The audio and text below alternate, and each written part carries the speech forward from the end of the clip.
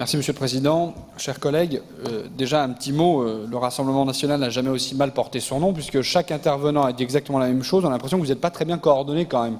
Parce que, au fond, vous soulevez toujours les mêmes difficultés, quelques-unes soulevées effectivement par le rapport de la Chambre régionale des comptes. Simplement vous dire que, évidemment, j'ai, avec mes collègues, étudié le rapport émis par la Chambre régionale des comptes, qui fait écho à une enquête nationale qui a été menée par la Cour des comptes sur les conséquences de la création des grandes régions. Alors, première chose, on peut se féliciter que ce rapport ait été largement médiatisé. Nos concitoyens ont pu prendre connaissance des nombreuses difficultés qui ont été engendrées par la fusion des régions et, au final, prendre connaissance du travail que nous avons réalisé avec le président Xavier Bertrand pour faire en sorte que cette fusion se passe dans de bonnes conditions et que nous puissions, au fond, répondre à l'impératif qui nous a été imposé. N'en déplaise à certains, les journalistes ont plutôt considéré que la région était parmi les bons élèves. Le rapport qui est présenté aujourd'hui à notre Assemblée est le produit d'un travail d'analyse approfondi que la Chambre régionale des comptes a mené et je me permettrai, puisque vous l'avez fait, Monsieur Sulzer, de pointer, page après page, les éléments qui, j'allais dire en réponse, sont favorables et positifs.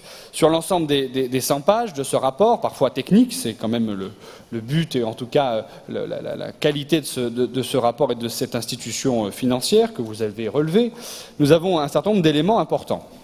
Tout d'abord, on ne trouve rien des manquements que vous soulevez en permanence, soi-disant manquements sur le règlement budgétaire, avec soi-disant des problématiques sur la régie du cabinet, aucune remarque sur les frais de fonctionnement et les frais de bouche des élus, aucune remarque sur les conditions d'organisation des séminaires de la majorité. Alors, permettez-moi de refuser d'imaginer qu'il s'agit d'un oubli des magistrats financiers, mais qu'en réalité, il s'agit bien, de la part du Rassemblement national, d'une critique sans fondement qui est sans cesse rappelée parce que, évidemment, sur ce sujet, il faut avoir des propositions précises et que vous n'en avez évidemment pas.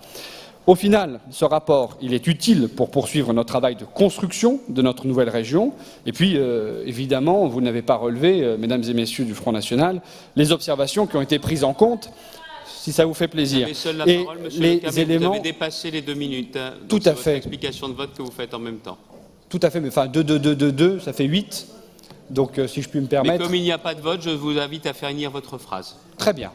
Et donc, du coup, simplement faire remarquer que le travail qui a été engagé par notre région sur l'ensemble des sujets que vous soulevez ont été non seulement précis, et puis simplement vous faire remarquer que la Chambre régionale des comptes a relevé que l'organisation administrative et la convergence des pratiques, des outils et des procédures ont été réalisées dans des procédures très courtes. Merci beaucoup. Brigitte Fourré. Merci, Monsieur le Président. Quelques mots pour parler de la fusion.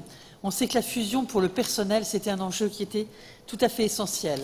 Que n'auraient dit nos collègues du Rassemblement national si nous avions aligné le régime indemnitaire tout de suite sur le mieux-disant?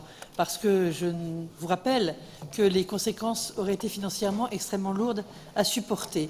Et je vois bien toujours la difficulté pour vous à équilibrer les propos entre les critiques de ce point de vue. Donc je n'y reviendrai pas. Nous avons déjà amélioré le régime indemnitaire et nous y reviendrons aussi souvent que nous le pourrons pour faire en sorte qu'en effet il y ait un équilibre entre les anciens agents du Nord-Pas-de-Calais et les anciens agents de Picardie.